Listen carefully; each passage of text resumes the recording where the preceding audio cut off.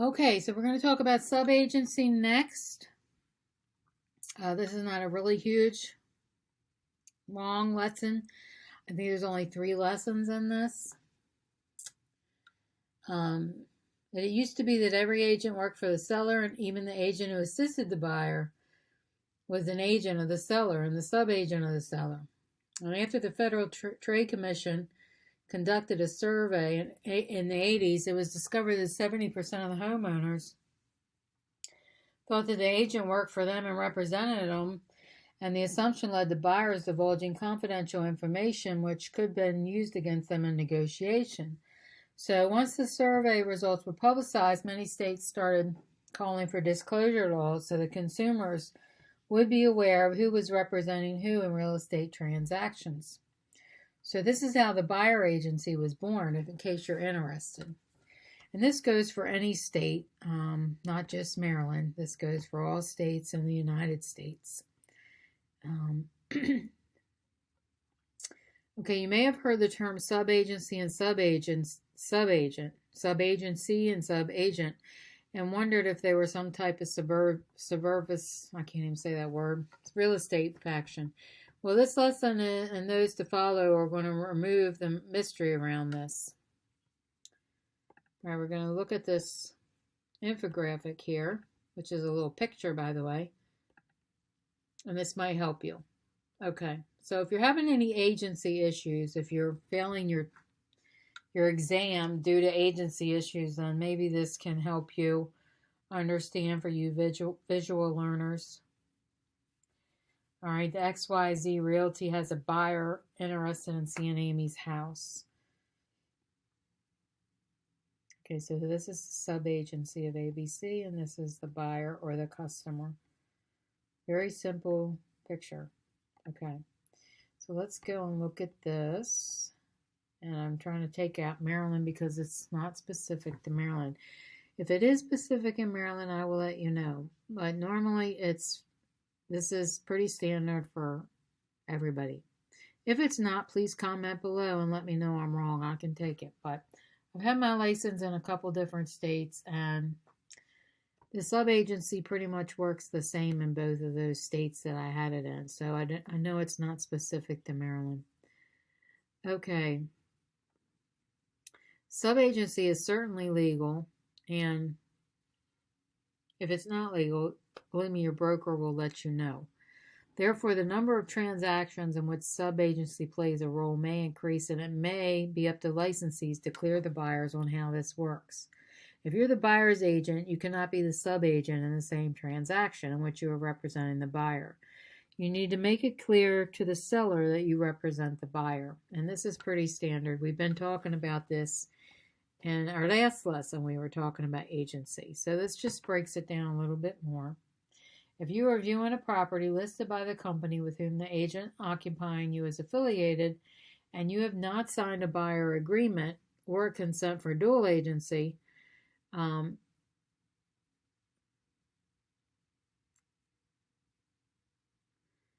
need to make it clear that they need to sign something, okay? This is how dual agency gets tangled up in this scenario.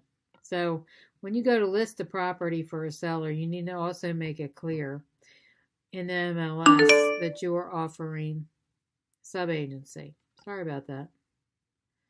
Yeah, everybody doesn't need to know how much screen time I'm on. Okay, there are other options available. There is no unilateral blanket subagency anymore.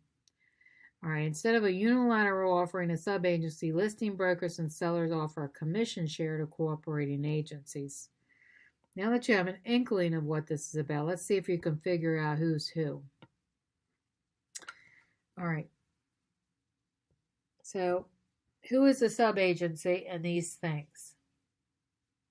A licensee who works for Firm A is engaged with Firm B to perform agency transactions on behalf of Firm B clients. Now, this is going to get super confusing. So, if you are a buyer's agent, you cannot be a subagent in the same transaction. A licensee who works for one firm who is engaged by another firm to perform agency functions on behalf of that firm client is known as a subagent. So this basically is what a subagent is. So if you're working with another firm, but you are not, you're working for them in order to help your client get a house. So you are basically a sub-agent to them, but that does not mean that you are obligated to sign a contract with that brokerage. You're just assisting that brokerage in trying to get a sale. All right, let's see. Your licensee works for firm A, but is engaged with firm B to perform agency functions on behalf of firm B's customer. You work for firm A, engage with firm B to perform agencies on firm B. This could be one, I think. All right, your licensee works for firm A, is engaged with firm B to perform agency function on the behalf of firm B's client. I know, it's super confusing, right? Behalf of the client. Okay, all right. Let's see if this is right. No. All right, let's try again. Okay, maybe it's this one. Nope, not that one. Some of the words are just slightly off. Okay, so it's a licensee who works for firm A, engage with firm B to perform agency clients on behalf of firm B's client. So you actually work for firm B, but you have a buyer that's coming in that is with firm B. Now let's say they're selling. They are selling with firm B, but you have a buyer and your firm is working with you. So that's how you are a sub-agent for them, because you are helping that other firm. You are bringing them a buyer for their seller. Oh, good Lord, that's super confusing. Okay, let's build the story. All right. Jonathan is a licensee with Creek Realty. Okay. He's working with April, a buyer who has not signed an agency agreement with him. He shows several houses, including Madison's, a quaint ranch that Gertrude, the seller's agent, is with Oceani Agency. Assuming sub-agency is permitted, Madison has agreed. Who's in whose situation? Jonathan is the sub-agent, I do believe. April is the buyer or the client. She has not signed an agency agreement, so she's not a client, so she's a customer. Madison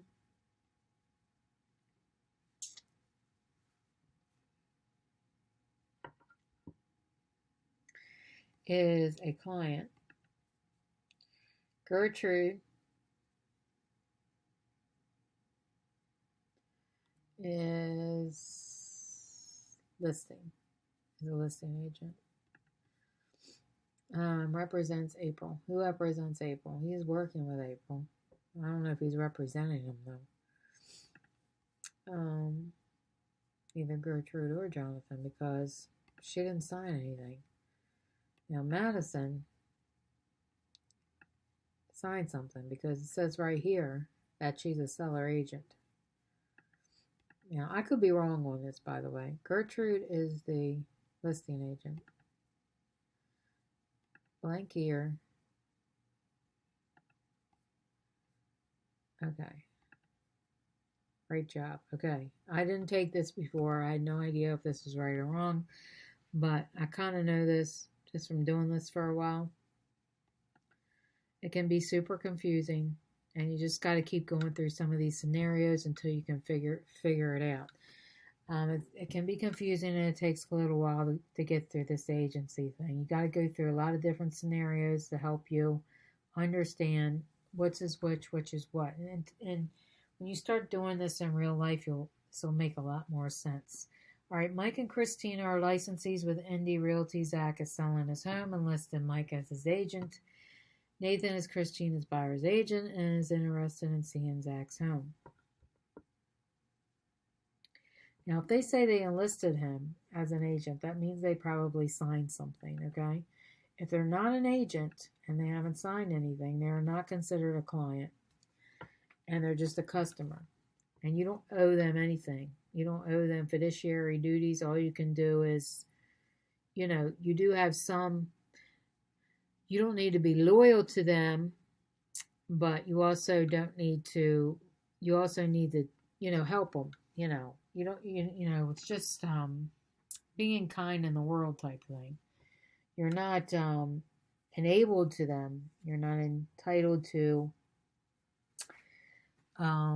any duties at all to them if you don't want to, because they're not signing anything with you. But you can go show them houses.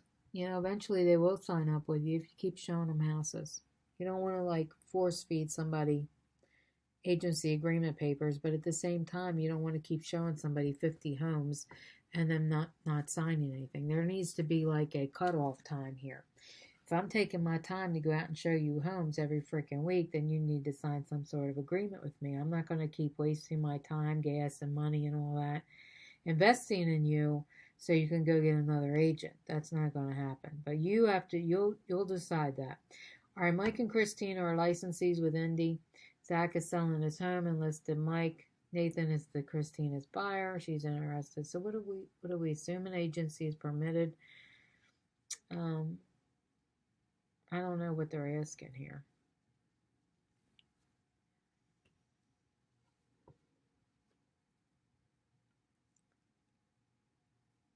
I don't think it's a sub-agency because they're both with the same realty.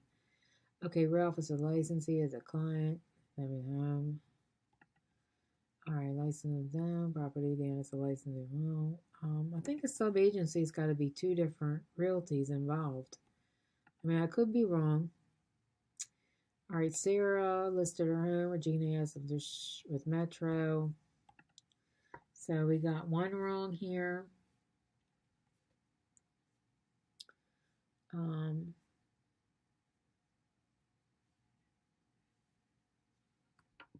This is not a sub-agency.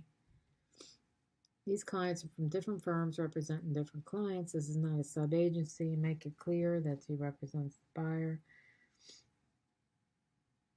Okay, this is a sub-agency. This one is not. And the first one is not.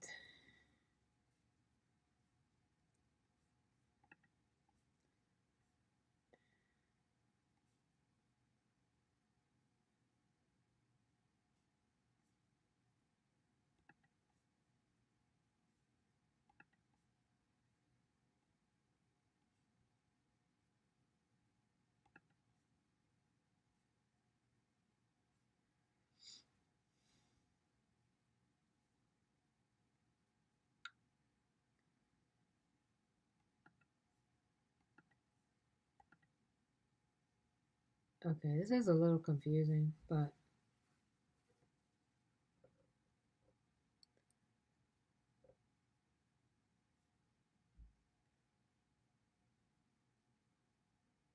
which has been listed by her agent. Okay, I guess they're not working together. I don't know why that's not a sub-agency. But anyway, if you need to take a screenshot of this, I'm going to give you a couple seconds before I move on.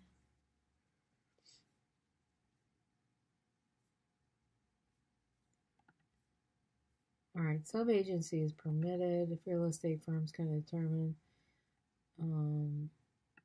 A buyer's agent can also be a sub-agent. I don't know about that. Is it general create sub-agency? All right. Fact, fiction, fact. All right, let's see what we got here.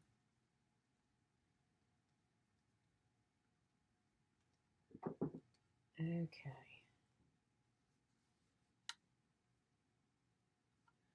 A buyer's agent cannot be a sub-agent. Maryland does not practice this. Just ignore the Maryland thing, okay? I mean, you find out what it is for your area if you need to, but most of this stuff generally applies the same to all states. So I don't want you to feel like you can't watch this video because it's specific to Maryland. If it's specific to Maryland, I'll let you know.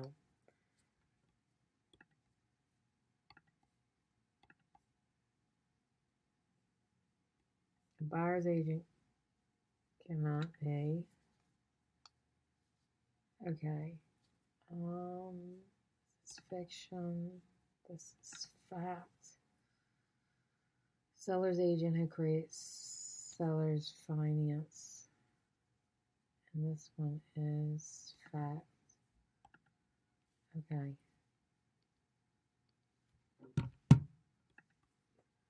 All right, recap. There you have it, another of life's real estate mysteries solved. Now when you hear the terms sub-agency and sub-agent, you will no longer imagine licensees cloaked in black and living in dark alleys. Instead, you'll think, yes, sub-agency, when a licensee works for firm B, is engaged by firm A to perform agency functions on behalf of their firm A client. They just have basically you're going to be working with other real estate brokerages. That's basically what it is. You're going to have to work with them in order to get the house sold or to get them a buyer if they have a listing. Basically, that's what it is. They call it a sub-agent, but you're basically just working with other brokerages. So don't be intimidated by the title of sub-agent. All right, you were working with a buyer today. They're showing you property that offers sub-agencies. Which two party do you owe the duties to? You owe the duties to your buyer. It says two people. And the listing agent. Maybe? No. I guess the buyer and seller. All right. No. I think you owe the buyer. Oh, two parties. Goodness gracious. Okay.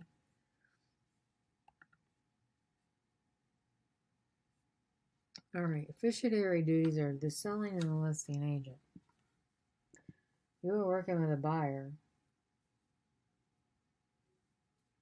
All right, that's kind of confusing, obviously. Okay, a sub-agency scenario. When looking at the backyard, a buyer customer asks, is there any issues with a creek that runs behind the house? Because I barely hear it trickling today. And you know that during a heavy storm it can cause some problems. And careful not to say anything that may hurt the chance of your sale for the seller. Your only issue is that there aren't any fish in the creek. The buyer loves the property and the seller accepts, and let's continue to see where the buyer is today. The buyer says he's holding you personally liable for lying to him and taking you to court to clean up the cost of the flooding the basement and mitigating future damages. Which of the three parties are liable? Listing agent, you. It says three parties.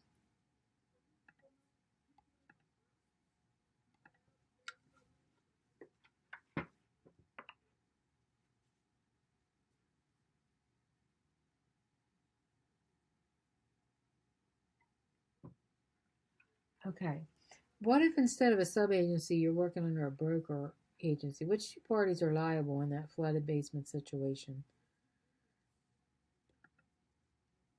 Which two parties are liable instead of a sub-agency? You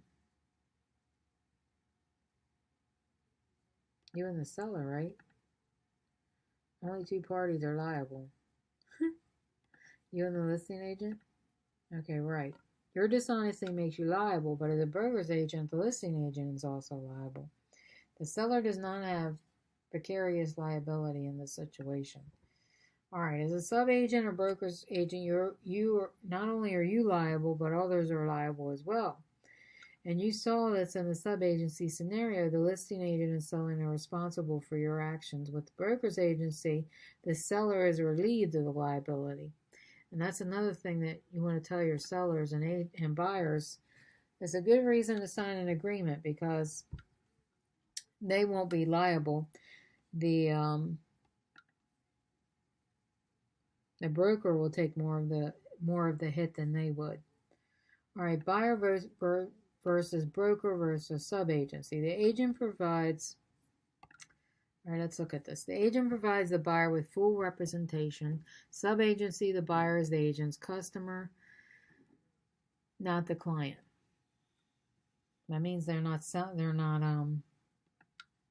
sign anything with you. The broker agency is the buyer's agent customer, not the client. The broker agent represents the listing broker. So whoever's selling it is who they represent. The agent provides buyer full representation is the buyer agency. The buyer is the agent's client. It's probably the broker agency. The buyer is the agent's client. Nope. The agent represents the seller. Buyer is a customer. Again, that might be, wait a minute. The buyer is the agent's client. Christ, what's that one? Buyer agency. Oh, this is also buyer agency. Okay, the agent represents the seller as a buyer. The buyer is a customer. Buyer is the agent's customer, not client. Maybe it's sub-agency. The listing agent is responsible for you.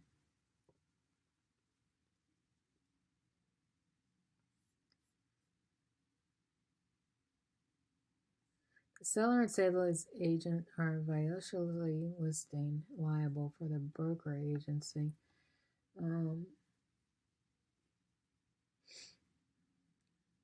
But the seller is not. The listing agent is responsible for you, as is the listing agent brokerage. So I'm guessing that's a sub-agency. No. So we got a lot of these wrong. All right, we got the last two wrong. The listing agent is responsible for you.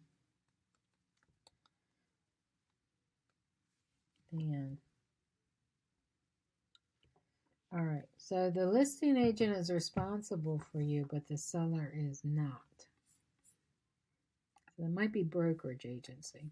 Okay, liable is viciously liable for the sub-agent. And that's not brokerage agency, by the way, so it must be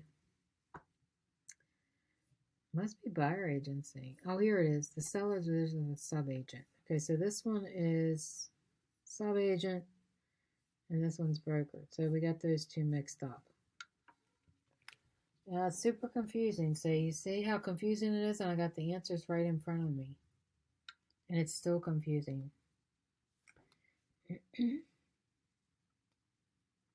Still confusing. I'm losing my voice. All right, let's go. Okay, we're going to do this again. Buyer agent. Buyer agent.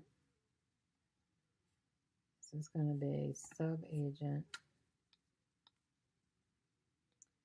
And this one we agree would be sub-agent. This is broker's agent. Oh my goodness, that's challenging. Right, if you need to take a picture, screenshot of any of this stuff, go ahead. You got a few seconds here. We're running out of time. It's getting close to 25 minutes. And I like to keep my videos around 20 to 25 minutes.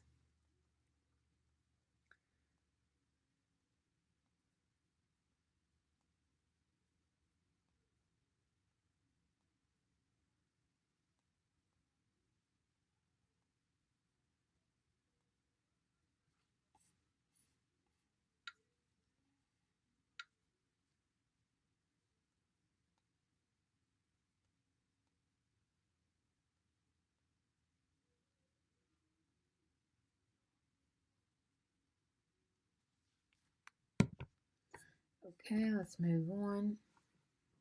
I think we should have our unit test next, which hopefully won't be too long. It's only 4 questions, so hopefully we'll get through it pretty quick. I don't know, I've had some trouble on this one. So let's see. Which of these is an example of a sub-agency relationship? Independently finds a home, Marvel, obligated the best terms for them. I don't know if these are right or wrong. Let's describe the sub-agency. Norm is a listing agency, represented law firm, represented buyer, who does not represent the buyer. Listing from the same firm. I'm thinking this one. Seller should be advised of an important drawback of sub-agency, and what is this?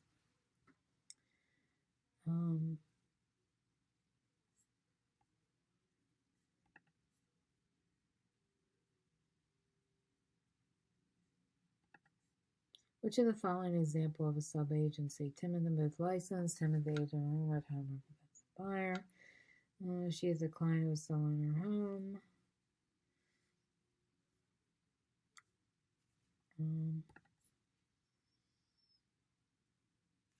Thinking this one. I don't know. This one's kind of tough. And we passed it, amazingly enough. Well, let's see which one we got wrong. These are great questions, by the way, and you should take some screenshots or keep watching this video, whichever you prefer, and go through these questions again and again, and until you get this figured out. Because this can be a little confusing for sure. Okay, let's go and look at which one we got wrong. This one is the one we got wrong. So the one it should be is Kayla is licensed with ABC, has a list of property for Devon, Maurice, the salesperson XYZ, and brings the buyer to the table, but owes fiduciary duties to the seller. Okay, I don't know why this one went in me. Maybe because they didn't bring a buyer to the table. I don't know. But anyway, the next one we're going to talk about is dual agency. And don't get spooked by Maryland because it works all over the states. As I tell you in all my videos, if it's specific to Maryland, I will let you know. Anyway, that's the end of this video. Thank you all for watching.